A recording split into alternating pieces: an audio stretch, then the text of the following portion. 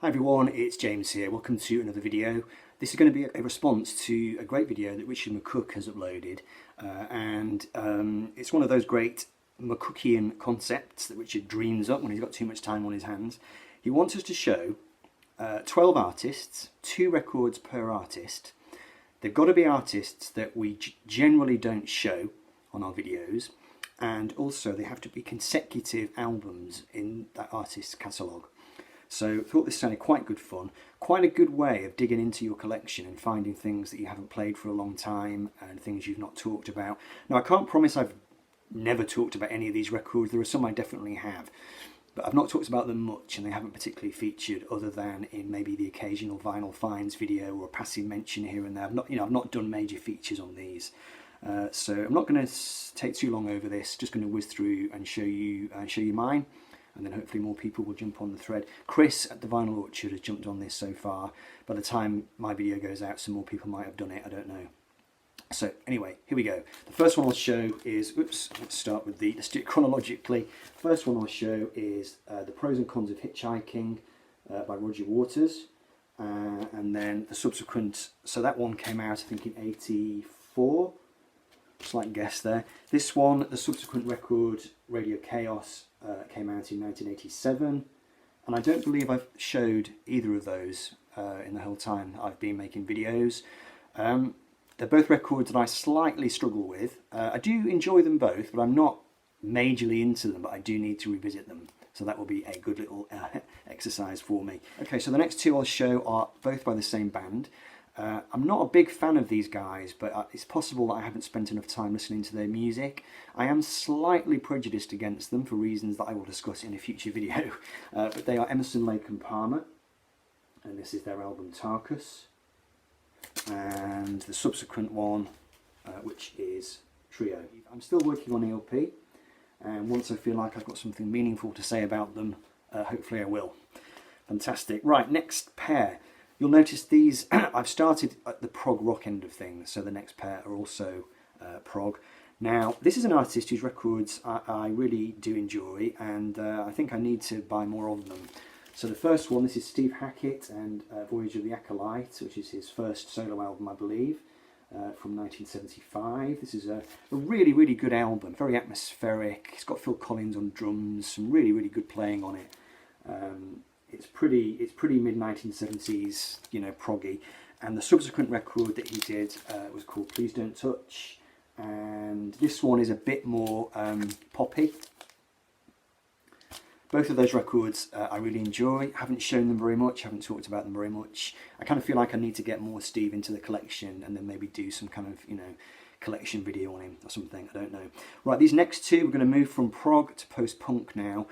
I made one video about these records. I found them both together along with a third one. This is going back a couple of years, and they're an Irish band, a spin-off band from the group The Undertones, and they are That Petrol Emotion, and this is their album Babel, which came out in 1987, and then the subsequent one, hope I got these the right way around here, 1988, we have End of the Millennium Psychosis Blues. So it was members of the Undertones. They went on to form this band. They're quite influential. They influenced the Manic Street Preachers, I think. And quite poppy, quite upbeat. Quite nice, quite nice. And again, this is another post-punk group that were a kind of spin-off band in a way. I bought these records both together. This is the band that Mick Jones formed after the Clash broke up, and it's Big Audio Dynamite. And this is their album Tighten Up, volume 88. This one came out in 19 something or other, don't know, can't read it, writing too small. And then this one, Big Audio Dynamite, this one is called Megatop Phoenix. And this one came out in 1989. These are quite nice records. They're just fun, poppy, upbeat, kind of party music with beats. Mick Jones was the member of the Clash. I think he was most into kind of hip-hop and beats, so there's definitely a bit of a hip-hop direction on these records. The band featured Don Letts, the great reggae DJ who'd been quite closely involved with the Clash. Right, so moving on from post-punk, we're going to get into a bit of R&B now, and let's do these the right way around. Make sure I've got these the right way around, which I haven't. So this is the Average White Band, whose records I don't talk about very much. This is the record they did in 1977. It was a team-up with Benny King, and it's just called Average White Band and Benny King. So they were a funk and soul group, really, really good. Featured the talents of Hamish Stewart there, who went on to play in Paul McCartney's band in the late 80s. And then the subsequent record, Warmer Communications, a little bit of nudity on this one. So we got that one. So next two are a very major league artist who I've never been a massive fan of. I do love a couple of his records, but I'm not as big a fan of his as other people are. That's not to say anything against him at all. It's just I'm still working on him. And that is Prince. So there's his second album. I think this is his third album. From 1980, and it's Dirty Mind. From R&B to reggae. Now, this is an artist who I love, and I've been waiting to try and get more of his records to try and complete the collection. He's quite a difficult artist to complete. His records do turn up in the wild, but they tend to be a little bit pricey.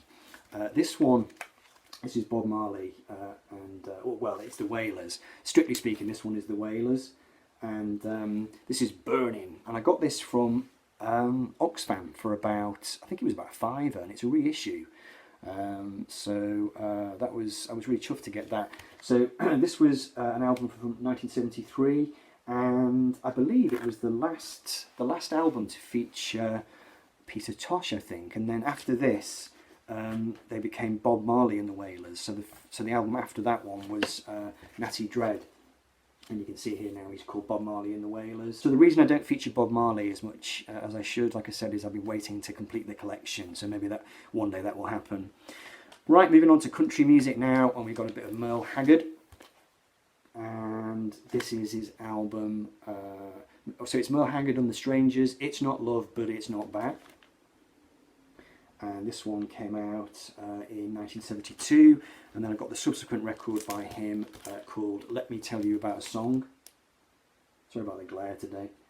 So I picked these records up. I've got quite a few Merle Haggard records. I picked them up because of the Rolling Stones connection. I read about him in a Rolling Stones, in a Keith Richards biography, the Victor Bockwist one, where Keith talked about Graham Parsons turning him on to various country artists, including Merle Haggard. So I decided to look out for his records, and they do pop up with surprising, not regularity, but you do see them. Another artist that I've never particularly talked about is J.J. Cale, the great country rock stylist, really influential on Eric Clapton. I picked this record up very soon before I started in the VC. This would have been in the kind of early 2000s. Came out in 1976.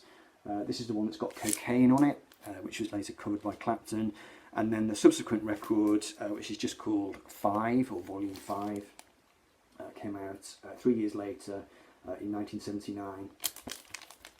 Okay, so the next genre I would describe as meat and potatoes rock, and I think every collection should have a little bit of this kind of music in it.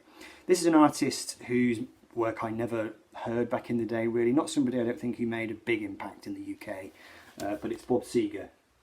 Bob Seger and the Silver Bullet Band. I'd seen people on the VC talking about Bob Seger, mainly American music collectors, so when I found a couple of his records in the wild at my local antiques place last year, I thought I'd pick them up, and they were enjoyable. Just kind of hard rock, very unpretentious 1980s American arena rock. I wouldn't want to fill my collection with it, but I'm quite happy to have these records, really, as reference points, if nothing else. So this one came out, I think, let's get this story straight here. This one came out in 1980.